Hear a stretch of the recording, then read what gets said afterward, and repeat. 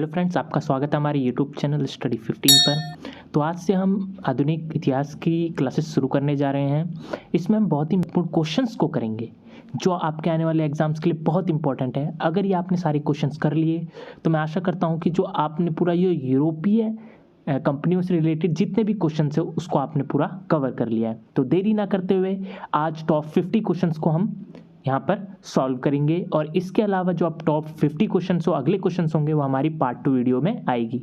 तो चलिए शुरुआत करते हैं। पहला क्वेश्चन है, वर्ष 1498 में किस पुर्तगाली अन्वेषक ने यूरोप से भारत के लिए एक नई समुद्री मार्ग की खोज की थी? इसने भारत की खोज की थी, वही था सबसे पहले जो भारत आया था एक समुद्री मार्ग से। तो वो थे हमारे वास्को डी गामा। और ये आए किससे थे?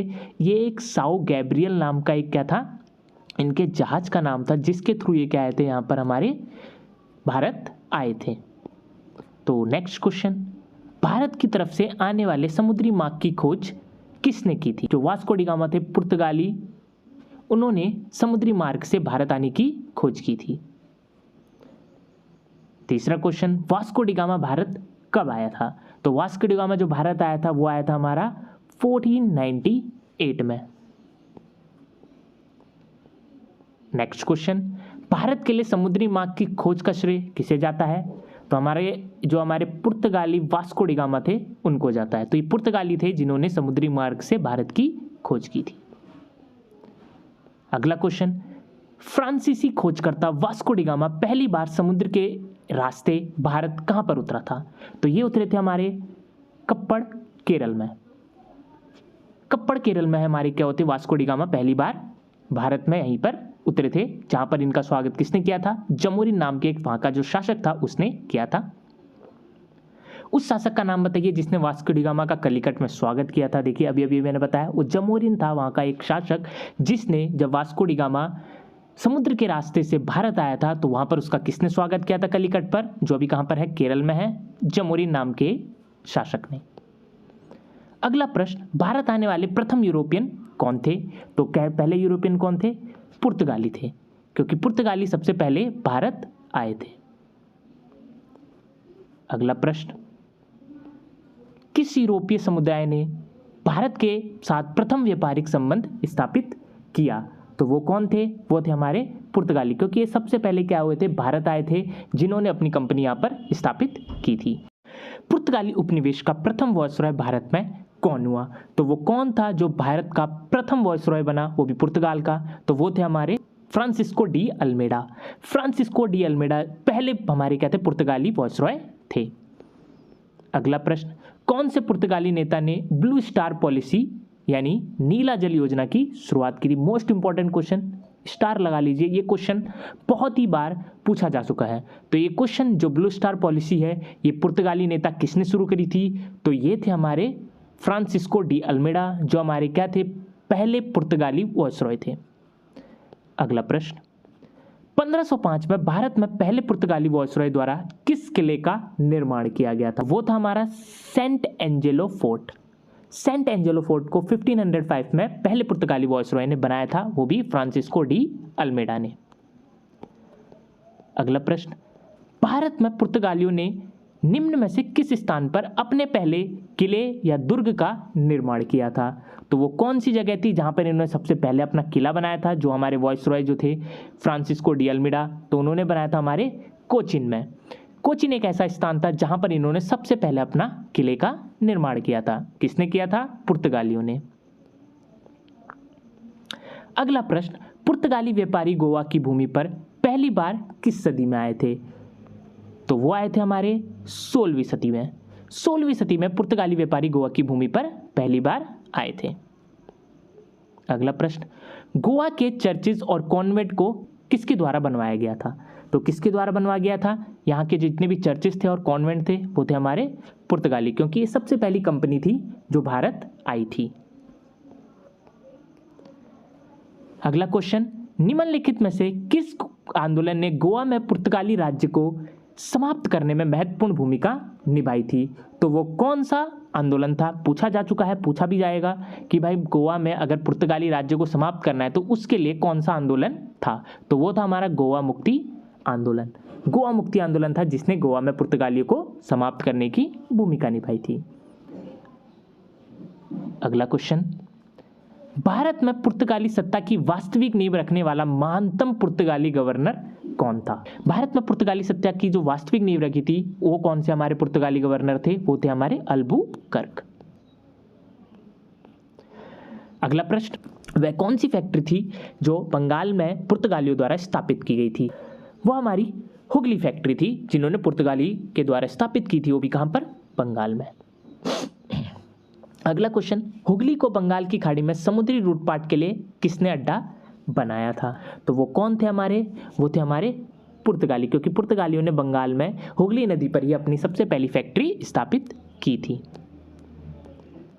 भारत में मुद्रालय लाने वाले निम्नलिखित में से प्रथम कौन थे? कि भारत में जो मुद्रालय सिस्टम था वो कौन लाया था? तो वो लाया था हमारे पुर्तगाली। गुजरात का शासक बहादुर शाह किसके साथ हुए संघर्ष में मारा गया? तो जो गुजरात का शासक था बहादुर शाह, तो वो किसके साथ लड़ाई करते हुए मारा गया था? तो वो थे हमारे पुर्तगाली। अगला क्वेश्चन, पुर्तगालियों द्वारा अंग्रेज को बंबई सौंपे जाने का अवसर क्या था? कि भाई जो पुर्तगाली थे उन्होंने क्या किया था? अंग्रेजों को हमारा जो बंबई था उसको दे दिया। तो पुर्तगाली राजकुमारी जो ब्रगंजा थे कैथरीन, उन्होंने चार्ल्स द्वितीय के साथ शादी करी थी, तो इसके तोहफे के रूप में इन्होंने क्या दिया था? अंग्रेजों को बंबई दे दिया था। अंग्रेज शासक चार्ल्स द्वितीय को किसकी राजकुमारी से विवाह करने के लिए मुंबई दहेज में दिया गया था? तो वो थे हमारे पुर्तगाल के राजकुमारी। जो पुर्तगाल की राजकुमारी थी उनकी जो शादी हुई थी वो हमारी चार्ल्स द्वितीय के साथ शादी हो गई थी। अंग्रेज शासक जो चार्ल्स द्वितीय था उसके साथ शादी हुई थी, तो इन्होंने दहेज के रूप में मुंबई इनको दे दिया था। अगला प्रश्न, निम्नलिखित में से सर्वप्रथम किस वस्तु ने यूरोपियों को भारतीय कारोबार के लिए प्रोत्साहित किया? तो आपको पता है जो सबसे पहले यूरोपीय कंपनी आई थी भारत, वो थी हमारी पुर्तगाली। तो किस वस्तु ने यूरोपियों को भारतीय कारोबार में प्रोत्साहित किया था? तो वो थे हमारे मसाले, क्योंकि भारत में बहुत ज़्यादा होते थे, तो इसकी वजह से बहुत सारी कंपनियां यहाँ पर आकर अपने कंपनियों को इन्होंने स्थापित किया।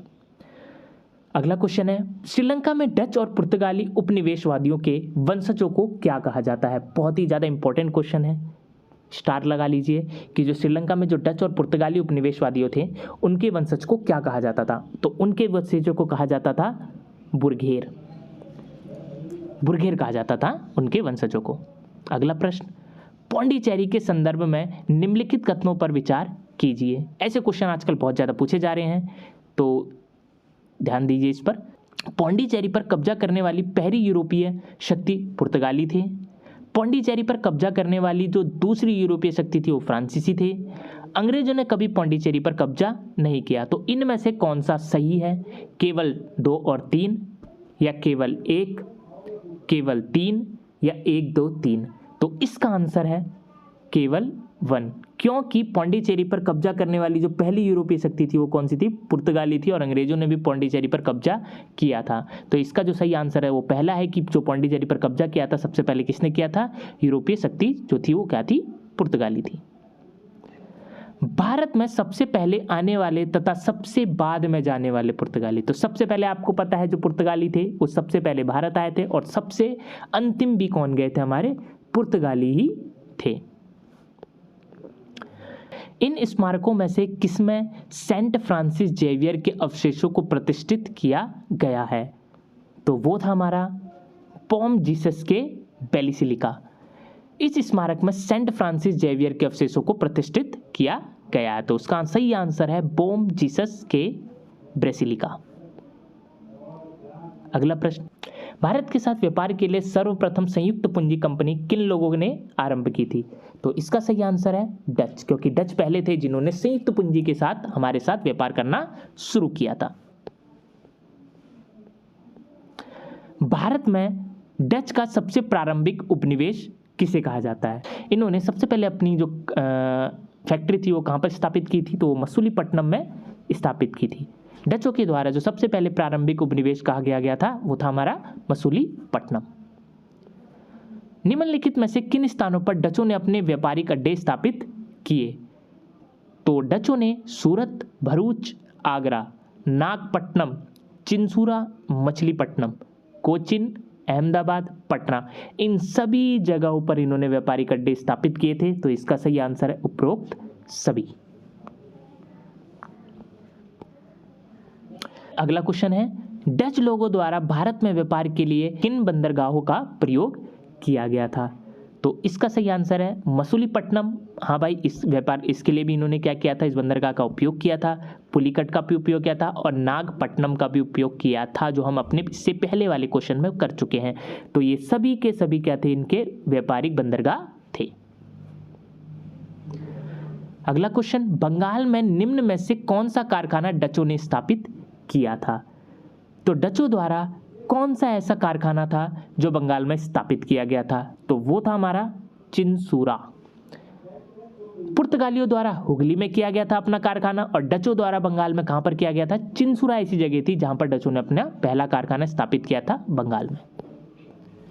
अगला प्रश्न, किस मुगल सम्राट के काल में इंग्लिश ईस्ट इंडिया कंपनी ने भारत में अपना सर्वप्रथम कारखाना स्थापित किया? तो वो था हमारा जहांगीर, क्योंकि जहांगीर के टाइम पे ही सबसे पहले ईस्ट इंडिया कंपनी, जो हमारी इंग्लिश ईस्ट इंडिया कंपनी थी, उन्होंने अपना प्रथम कारखाना स्थापित किया था।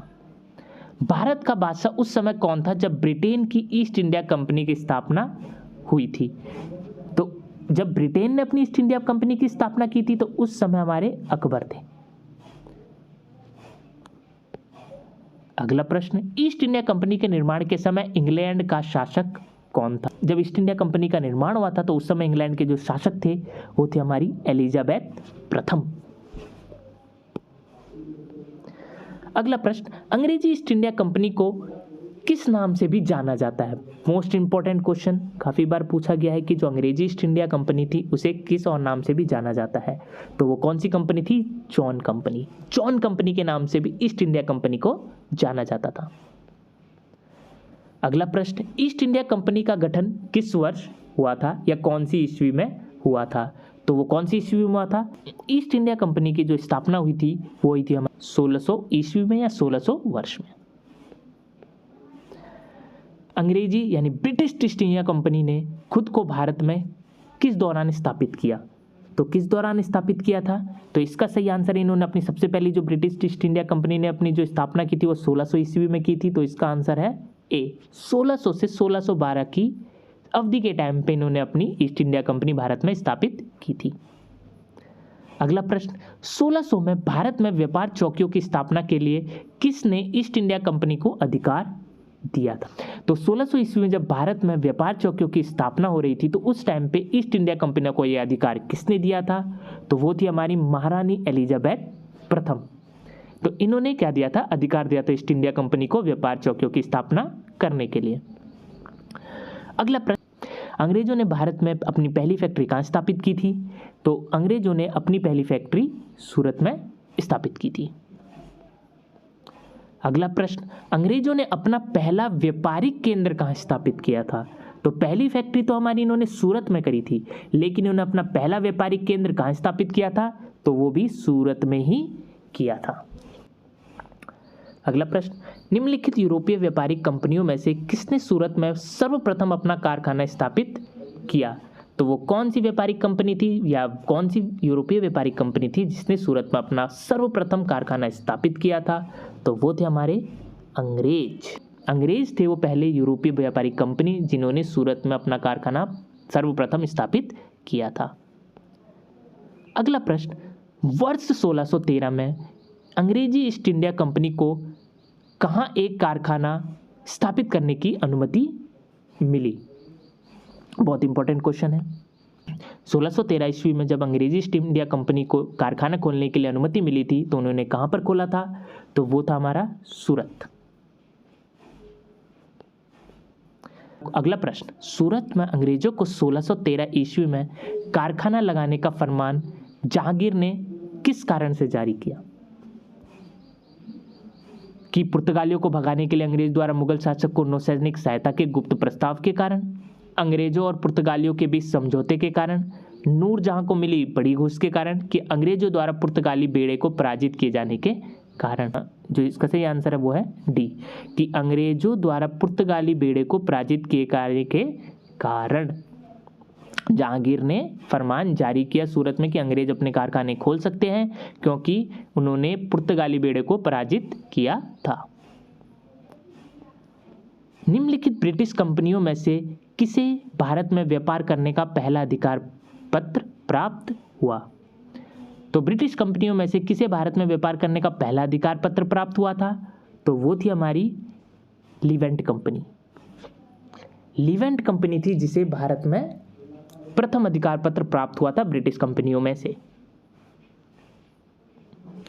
अगला प्रश्न, जो भारत में अंग्रेजी ईस्ट इंडिया कंपनी की जो प्रथम प्रेसिडेंसी थी वो कहां पर थी? हमारी मद्रास में। अगला प्रश्न, अंग्रेजी ईस्ट इंडिया कंपनी ने मद्रास को पट्टे पर किस वर्ष में प्राप्त किया? तो पट्टे पर मद्रास को ईस्ट इंडिया कंपनी ने कब प्राप्त किया था? तो वो था हमारा 1639 में।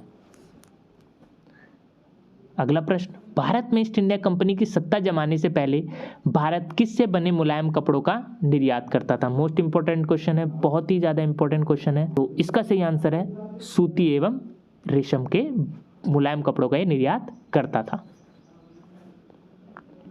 अगला प्रश्न, निम्न में से कौन सा भारत आने वाला पहला अंग्रेज जहाज है? तो वो था हमारा रेड ड्रैगन।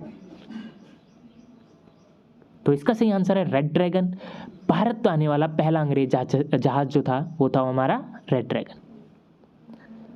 और आज की क्लास का अंतिम क्वेश्चन, निम्नलिखित किलों में से ब्रिटिश ने किसका सबसे पहले निर्माण किया? तो इसका सही आंसर है फोर्ट सेंट जॉर्ज। ये पहला किला था जो ब्रिटिश के द्वारा निर्माण किया गया था। तो आज की क्लास होती है यहीं पे समाप्त है। बहुत ही ज़्यादा मोस्ट इंपॉर्टेंट क्वेश्चन थे जो आपके आने वाले एग्जाम्स के लिए बहुत ज़्यादा इंपॉर्टेंट थे। अगर ये आपको वीडियो अच्छी लगी तो please like share and subscribe our YouTube channel.